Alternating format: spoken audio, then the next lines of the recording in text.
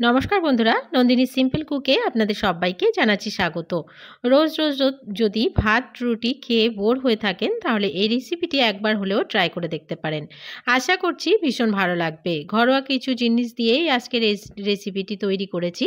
তাহলে আর দেরি না করে চলুন বন্ধুরা রেসিপিটি দেখে নেওয়া যাক। এই রেসিপিটি ভালো লাগলে একটা লাইক করার অনুরোধ রইল। আজকের এই রেসিপি তৈরি করার জন্য আমি এখানে নিয়ে নিয়েছি একটা বাঁধাকপি।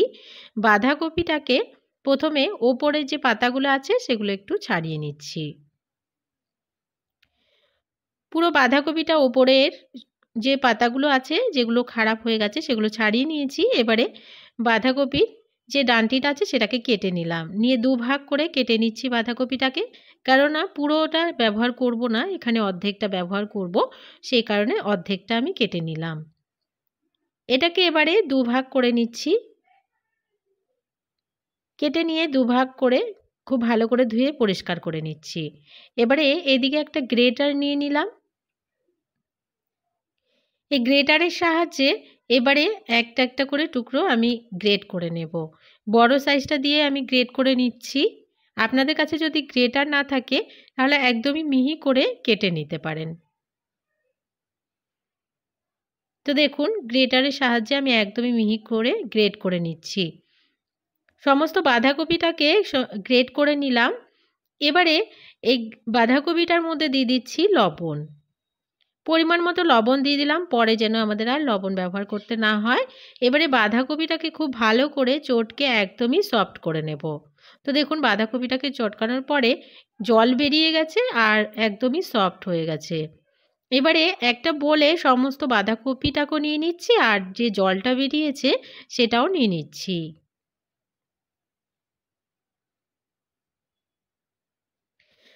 এবারে এখানে দিয়ে দেব এক টুকরো আদা। এখানে আমি ছোট এক টুকরো আদা নিয়ে নিয়েছি, আদাটা দিয়ে দিচ্ছি। আপনারা যদি এই রেসিপিতে পেঁয়াজ বা রসুন পছন্দ করেন বা খেতে চান তাহলে দিতে পারেন। এছাড়াও এই রেসিপিটি নিরামিষও তৈরি করা যেতে পারে। এবারে দিয়ে দিচ্ছি দুটো ছোট করে কেটে রাখা কাঁচা লঙ্কা। আর দিয়ে দেব, আপনারা ঝালটা আপনাদের স্বাদ অনুযায়ী দেবেন, এখানে আমি অল্প দিলাম। দিয়ে দিচ্ছি ছোট 1 চামচ মেপে হলুদের গুঁড়ো কালারের জন্য। দিয়ে দিচ্ছি ছোট 1 চামচ গোটা জিরে। আর দিয়ে দেব এখানে চিলি ফ্লেক্স। চিলি ফ্লেক্সটা আপনাদের কাছে না থাকলে স্কিপ করে যাবেন। আমার কাছে ছিল তাই দিলাম। আর দিয়ে দিচ্ছি 1/2 চামচ থেকেও কম জোয়ান। এবারে কাপ মেপে দিয়ে দেব চালের গুঁড়ো। এখানে আমি 3 কাপ মতো চালের গুঁড়ো ব্যবহার করছি।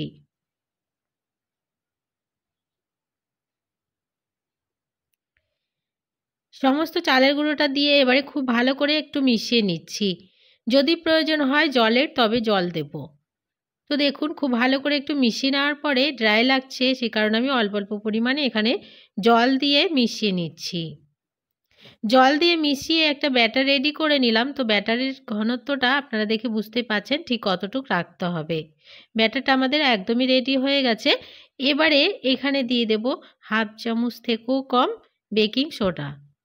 বেকিং সোডাটা না দিলেও কিন্তু রেসিপিটি করা যাবে, কারণ অনেক বন্ধুরা এসে জিজ্ঞেস করেন।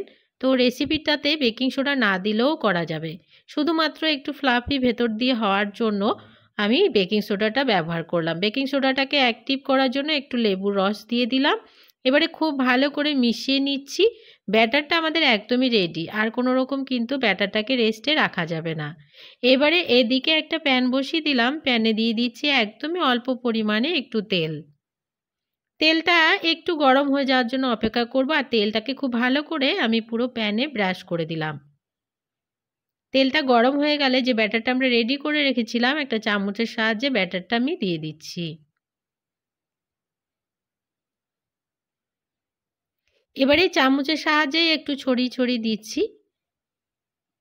আপনারা আপনাদের পছন্দ মতো বড় ছোট যেভাবে খুশি এটা বানিয়ে নিতে পারেন।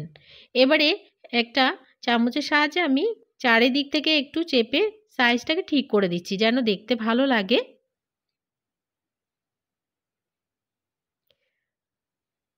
এবারে এটাকে ওপাশটা উল্টে পাল্টে একটু গোল্ডেন ব্রাউন করে ভেজে নেব। ওপাশটা যখন একটু লাল হয়ে গেছে তখন দেখুন উল্টে দিলাম। এবার এই পাশটাকেও একটু লাল করে ভেজে নিচ্ছি।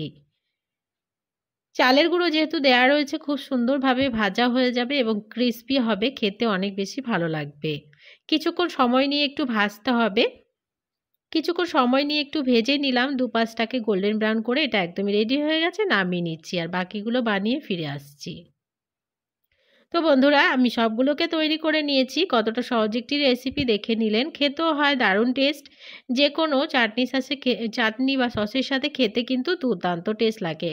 বাচ্চাদের স্কুলে টিফিনেও দিতে পারেন, বড়দের লাঞ্চ বক্সেও দিতে পারেন। এছাড়াও বাড়িতে এই রেসিপিটি ব্রেকফাস্টে বা সন্ধ্যেবেলা টিফিনেও বানিয়ে খাওয়া যেতে পারে।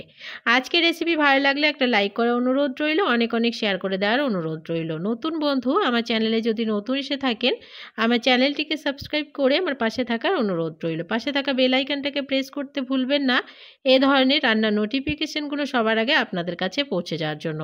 আর আজকের রেসিপি কেমন লাগলো কমেন্টস করে জানাতেও ভুলবেন না। আজকের মতো এখানে শেষ করছি। সবাই ভালো থাকবেন, সুস্থ থাকবেন।